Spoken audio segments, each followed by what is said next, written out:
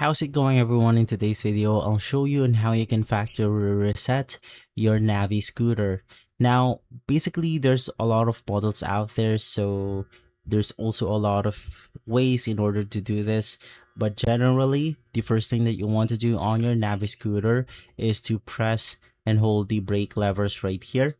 And then while you're pressing and holding the brake levers, you want to go ahead and press the power button 5 times in a row. So just go ahead and tap, tap, tap, tap, tap 5 times, and then you will hear a beep indicating the factory reset is complete. Now you want to do this while it's unplugged from any charger. Now for some other models out there, which of course you could also go ahead and try. Once again, you just want to turn on your scooter, hold the brake levers, and quickly press the throttle pedal 5 times. The display will turn off, indicating that the scooter has been completely reset to the factory defaults.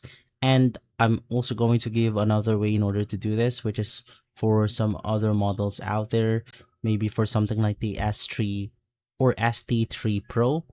So you just want to turn on the scooter once again, hold the brake lever, and then press and hold the power button for around 7 seconds until the screen goes black, and then that's another way to reset the scooter. And so guys, you could just try the following steps that I've mentioned. If this video has been helpful, leave a like, subscribe, and follow us for more videos like this. Thanks for watching.